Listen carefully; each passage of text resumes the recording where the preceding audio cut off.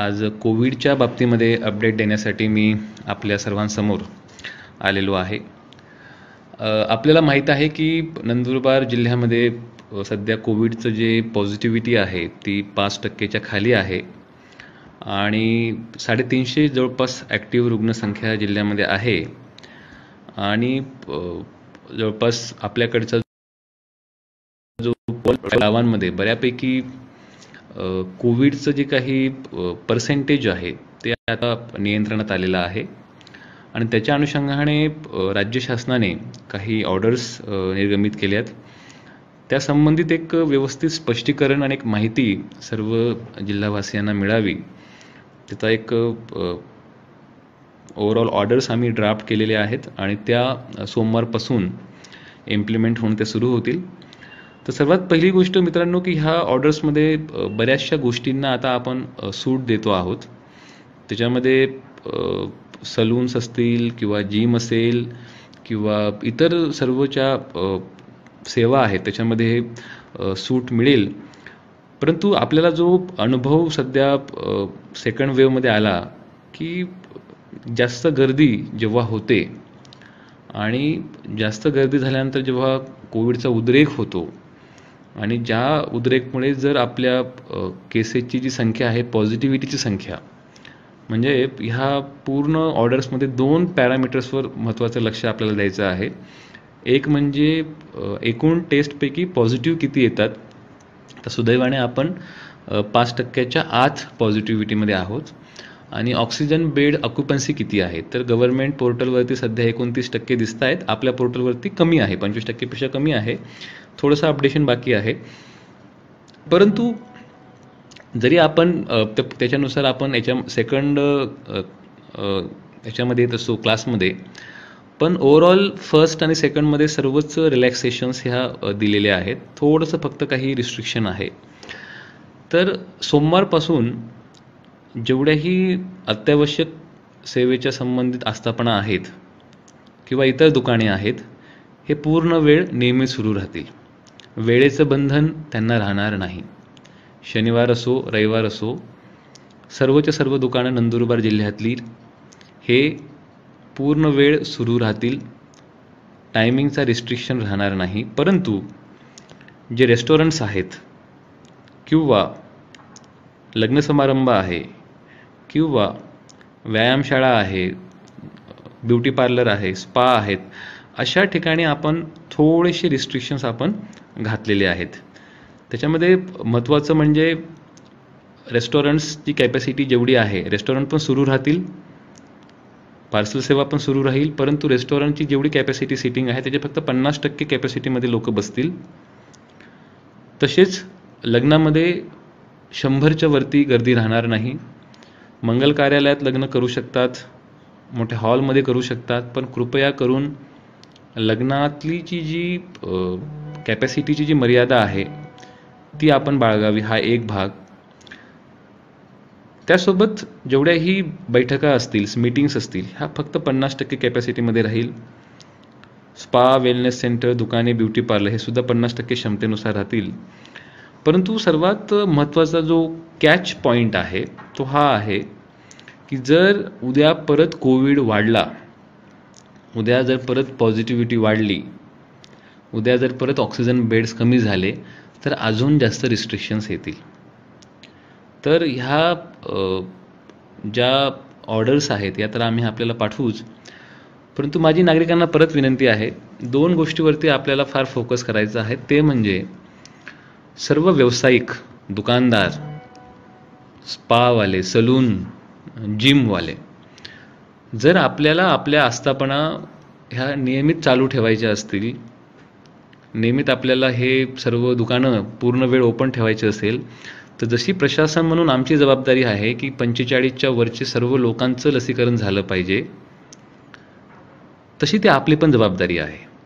कारण उद्या जर लसीकरणाचं टप्पा आपण बसेस लावल्या, मोबाईल टीम्स लावल्यात, गावोगावी लोकप्रतिनिधीसुद्धा फिरता आहेत, लोकांना कन्व्हिन्स करता आहेत, शहरातसुद्धा लोक कन्व्हिन्स करायचा प्रयत्न करत आहेत. परंतु ट्रायबल कम्युनिटी, मायनॉरिटी कम्युनिटी आणि विशेष करून अशिक्षित लोकांमध्ये प्रचंड अफवा आहेत आणि उद्या जर आपण ह्या सर्व गोष्टी नियमितपणे सुरू केल्यात, तर ह्या सुरू केल्यानंतर जर परत कोविडचं जे बिहेवियर जे पालन आहे ते जर व्यवस्थित नाही आणि परत जर केसेस लोड वाढायला लागल्यात, तर गव्हर्नमेंटच्या ऑर्डरमध्ये असं म्हटलं की ॲटोमॅटिक दर आठवड्याला ते लिस्ट येणार आणि त्या लिस्टमध्ये कुठला जिल्हा कुठल्या कॅटेगरीमध्ये आहे हे ॲटोमॅटिक येत जाईल. आणि म्हणून जशी आमची जबाबदारी आहे की आपला जिल्हा हा ग्रीन झोनमध्ये किंवा पहिल्या दुसऱ्या कॅटेगरीमध्ये पाहिजे, तशी जबाबदारी जिल्ह्यातल्या सर्व लोकांची आहे. कारण राज्य शासनाने 5 कॅटेगरीमध्ये विविध प्रकारच्या फ्रीडम्स आणि रिस्ट्रिक्शनबद्दल नमूद केलेलं आहे. पहिल्या दुसऱ्या कॅटेगरीमध्ये बऱ्यापैकी फ्रीडम्स नमूद आहे, परंतु तिसऱ्या चौथ्या आणि सर्वात जास्त 5व्या कॅटेगरीमध्ये प्रचंड रिस्ट्रिक्शन्स आहेत. तर आपल्याला व्यवसाय चालू करायचा आहे, उद्योगधंदे सुरू करायचे आहेत, म्हणून आपण शनिवार रविवारचं लॉकडाऊन उठवतो आहोत. दुकानांच्या वेळेबद्दल जो काही पूर्वी होतं, कोविडच्या पूर्वी जशी काही दुकानांची मर्यादा होती, रात्री 10पर्यंत असेल किंवा पूर्ण वेळ दुकानं बाकी चालू ठेवू शकतात, रेस्टॉरंट ढाबे सकाळी लवकर सुरू करणे, तर त्याला काही अडचण नाही आहे. सलून सुरू होतील सोमवारपासून, त्याला काही अडचण नाही आहे. जिम सुरू होतील. परंतु हे सर्व करत असताना जे कॉमन रिस्पॉन्सिबिलिटी जे आपण म्हणतो की वैयक्तिक जबाबदारी तर आहेच आहे, पण एक सार्वजनिकसाठी लोकहितासाठी सर्वांनी मिळून जे जबाबदारीने काम करणं अपेक्षित आहे, त्यासाठी 3 गोष्टीवरती मला सर्व नंदुरबारकरांचं मदत अपेक्षित आहे. पहिली गोष्ट, अजूनही बरेच गावांमध्ये आणि शहरातल्या बऱ्याचशा वार्डमध्ये लसीकरणाला लोक पुढे येत नाही आहेत. आपण खूप प्रयत्न करून आता जवळपास 2.25 लाखाच्या डोसचा टप्पा आता आपण ओलांडला लसीचा, परंतु आपल्याला 6 लाख लोकांचं लसीकरण 45च्या वरचं करणं अपेक्षित आहे. त्याच्यामध्ये जर 2 डोस काउंट केले तर साधारणतः 12 लाख डोसेस आपल्याला देणं अपेक्षित आहे. सुदैवाने नंदुरबार जिल्ह्यामध्ये लसीचा तुटवडा नाही आहे. तरी माझी परत विनंती आहे की राज्य शासनाने घालून दिलेल्या नियमानुसार 45च्या वरचे जेवढेही नागरिक आहेत त्यांच्या लसीकरणासाठी पुढे आहे. नंबर 1. नंबर 2, जर आपल्याला आपली दुकानं, आपली आस्थापना, आपलं व्यवस्थापन व्यवस्थितपणे चालू ठेवायचं असेल, कायमस्वरूपी चालू ठेवायचं असेल, तर जशी प्रशासनाची जबाबदारी आहे, गव्हर्नमेंटची जबाबदारी, ही प्रत्येक नागरिकाची जबाबदारी आहे की कोविड ॲप्रोप्रिएट बिहेवियर म्हणजे मास्क घालणे, सोशल डिस्टन्सिंग पाळणे आणि अंतर राखणे हे आपल्याला नेहमीच ठेवावं लागेल. आपण दुकानं उघडल्यावरती कृपया तिथं सॅनिटायझर ठेवा. येणारा ग्राहक मास्क घालतो का ते बघा. दुकानात एकाच वेळी गर्दी होणार नाही हे बघा. आणि ह्या जर गोष्टी पाळल्या तर ऑक्सिजन बेड संख्या ही 25% खाली राहणे आणि पॉझिटिव्हिटी ही 5%च्या खाली राहणे, ह्या 2 पॅरामीटरवरती आपण नेहमीच काम करू. कारण आता पोलीस प्रशासन वगैरे हे सर्व लोक, कारण पूर्ण ओपन असल्यामुळे बॉर्डर्स विदिन द जिल्हा हे रिस्ट्रिक्ट राहणार नाही. फक्त आंतरराज्य बॉर्डर्स आपण रिस्ट्रिक्ट ठेवू, परंतु जिल्ह्यामध्ये आता पूर्ण वेळ सुरू असल्यामुळे राहणार नाही. आणि म्हणून आता ही आपली जास्त जबाबदारी आहे की आता लॉकडाऊन नंदुरबारमध्ये आपण पूर्णपणे उठवतो आहोत आणि बऱ्याचशा गोष्टीमध्ये आपण पूर्णपणे सूट दिलेली आहे. तर ह्या गोष्टींचा वापर आपल्या जिल्ह्याच्या प्रगतीसाठी आपल्या सर्वांना मिळून करायचा आहे. आस्थापना असेल, कन्स्ट्रक्शन वर्क असेल, सर्व प्रकारचे दुकानं असतील, सलून असेल, हे सर्व सुरू राहतील, परंतु ती जबाबदारी पाळणं अत्यंत महत्त्वाचं आहे. तिसरा विषय शैक्षणिक संस्थांबद्दल. तर शैक्षणिक संस्थांबद्दल राज्य शासनाने जे धोरण घेतलेलं आहे 10वी आणि 12वीच्या परीक्षांबद्दल, त्याच्यामुळे शाळा ह्या बंदच राहतील. कोचिंग क्लासेस, प्रायव्हेट कोचिंग क्लासेसबद्दल अजून शासनाने निर्णय घेतलेला नाही आहे, तो सुद्धा बंद राहील. त्यासोबत स्पोर्ट्सच्या ज्या ॲक्टिव्हिटीज आहेत किंवा ग्राउंड्स आहेत ते आपण सुरू करत आहोत, त्याला वेळ पण घालून दिलेली आहे. जिम सुरू राहतील. इंडोर गेम्स आपण खेळू शकतो. परंतु मी जसं बोललो होतो की जो सेकंड व्हायरस आला होता हा प्रचंड विरुलंट आहे, याचा प्रसार खूप जास्त होतो. सुदैवाने नंदुरबार जिल्ह्यात मागील 5-6 दिवसामध्ये 20च्या आत केस येत होत्या आणि जवळपास मागच्या 20-25 दिवसांमध्ये आपण 100च्या आत आपल्या केसेस रोजच्या येत आहेत.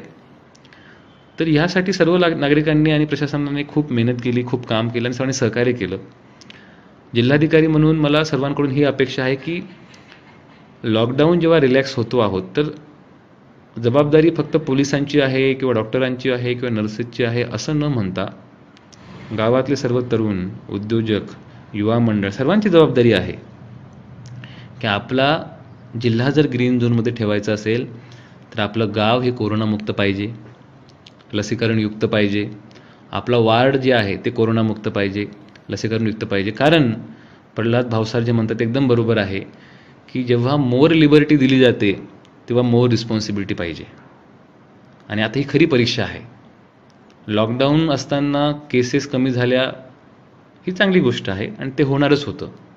कारण जेव्हा ह्युमन टू ह्युमन टच कमी होतो तर आपण ते कमी थांबवतो.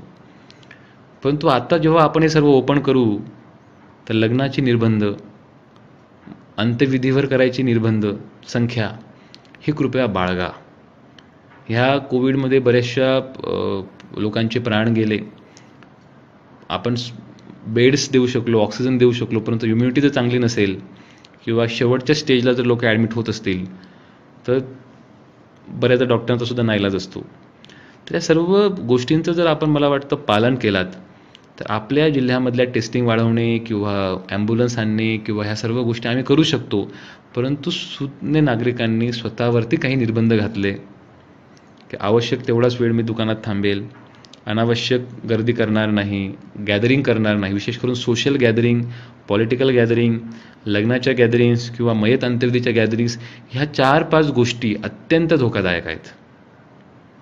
आणि म्हणून नागरिकांना माझी परत हात जोडून विनंती आहे की आम्हाला लॉकडाऊन करण्यामध्ये किंवा ह्या गोष्टीमध्ये स्वतःला कधी स्वारस्य नाही आहे. आमचंही तेच मत आहे की जिल्ह्यातल्या सर्व गोष्टी ह्या नियमितपणे सुरू झाल्या पाहिजे.